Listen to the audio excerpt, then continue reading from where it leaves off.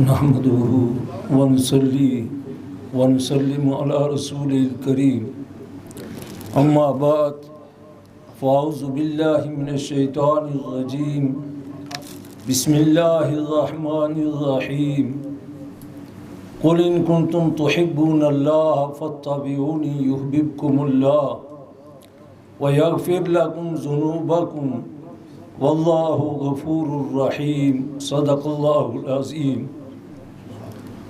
سب تعریفیں اللہ تعالیٰ کے لیے جو ساری کائنات کا پروردگار ہے، بے شمار درود نبی اکرم صلی اللہ تعالیٰ علیہ وسلم کی خدمت میں، جن کی وجہ سے اللہ تعالیٰ نے ہمیں برکتیں، رحمتیں اور نعمتیں عطا فرمائی ہیں۔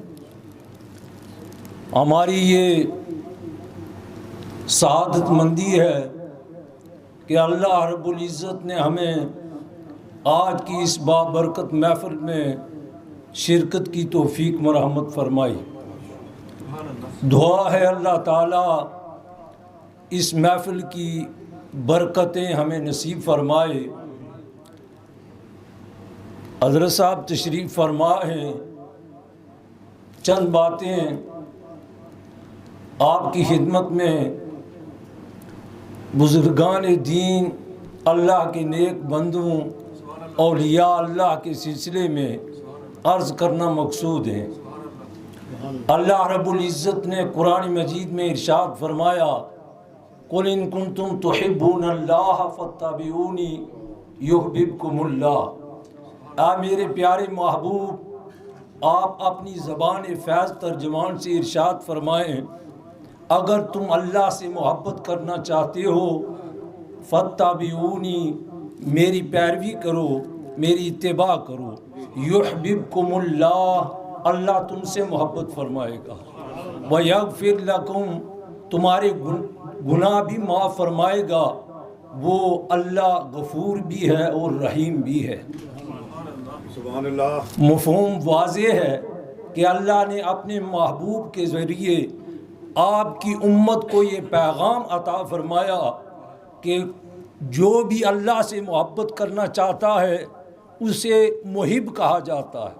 محبت کی چاہت رکھنے والا، محبت کا ارادہ کرنے والا، محبت کی طرف قدم بڑھانے والا محب کہلاتا ہے۔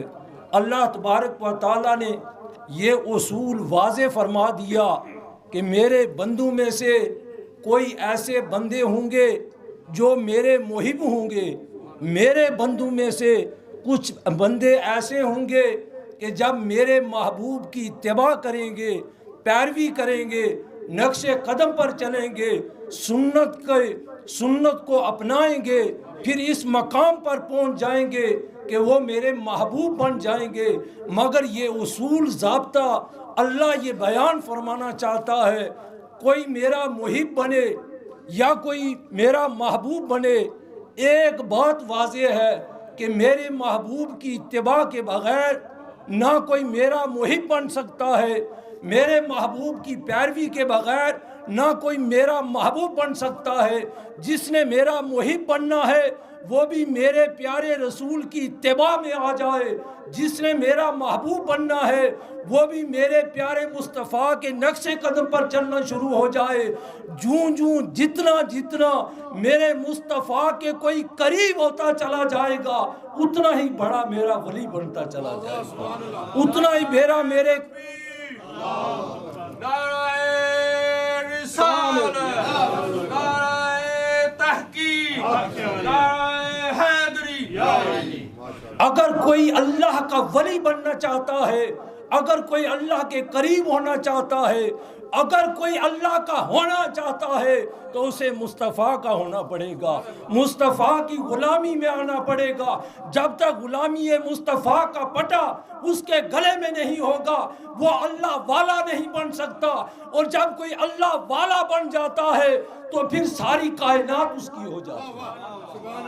من کان للہ کان اللہ لہو، جو اللہ کا ہو جاتا ہے پھر ساری دنیا اس کی ہو جاتی ہے، پھر یہ سارے سوال ختم ہو جاتے ہیں کہ وہ جنگل میں بیٹھا ہے یا میدان میں بیٹھا ہے، وہ اللہ کا بندہ جہاں بیٹھ جاتا ہے خلوص کے ساتھ اللہ اللہ کی صدا بلند کرتا ہے، کائنات کے اندر اس کی شہرت ہو جاتی ہے، ہر طرف اس کا نام پہچانا جاتا ہے، کیونکہ یہ اللہ کا وعدہ ہے جو میرا ہو جائے پھر میں اس کا ہو جاتا ہوں، اور جس کا اللہ ہو جاتا ہے پھر سب کچھ اس کا ہو جاتا ہے۔ یہی وجہ ہے بزرگ فرماتے ہیں یاد رکھو جب تک پیروی مصطفیٰ میں نہیں آؤ گے، جب تک سنت مصطفیٰ کو نہیں اپناؤ گے، جب اتباع مصطفیٰ کا پٹا گلے میں نہیں ڈالو گے تم اللہ والے نہیں بن سکتے۔ فرماتے ہیں سین سچ تحقیق حقیق غایت راہ پاک رسول امین دائی، جس چھوڑیا راہ رسول والا تابع نفس شیطان لائندائی، باویں لکھ ریاستاں کشف اس دے راہ ماریا اس بے دیندائی، عالم سڑک مطلوب پہنچان والی سنت احمدی راہ یقین دائی۔ بزرگ فرماتے ہیں یاد رکھو یہ جس طرح کہ قاری صاحب ارشاد فرما رہے تھے کہ فَاذْكُرُونِي أَذْكُرْكُمْ، تم مجھے یاد کرو، اللہ فرماتا ہے میں تمہیں یاد کروں گا۔ حضرت صاحب کی موجودگی میں آپ کو عرض کروں اعلیٰ حضرت نے یہ ترجمہ نہیں فرمایا، اعلیٰ حضرت نے یہ ترجمہ فرمایا فَاذْكُرُونِي أَذْكُرْكُمْ، تم مجھے یاد کرو میں دنیا میں تمہارا چرچا کر دوں گا، تم مجھے یاد کرو میں دنیا میں تمہارا چرچا کر دوں گا۔ یہ جتنے اللہ والے، حضور زندہ پیر ہوں، حضور غوث پاک ہوں، حضرت داتا گنج بخش علی اجویری ہوں، کتنے سال بیت گئے، کتنے زمانے بیت گئے، کتنی صدیاں گزر گئی، آج بھی لوگ ان کو یاد کرتے ہیں۔ کیوں یاد کرتے ہیں؟ ہماری وجہ سے نہیں بلکہ یہ اللہ ان سے یاد کرواتا ہے۔ اللہ فرماتا ہے تم زندگی میں اللہ اللہ کرتے رہے، اب قیامت تک لوگ تمہیں یاد کریں گے۔ فَاذْكُرُونِي أَذْكُرْكُمْ۔ اللہ رب العزت ہمیں بزرگوں کی تعلیمات پر عمل کی توفیق نصیب۔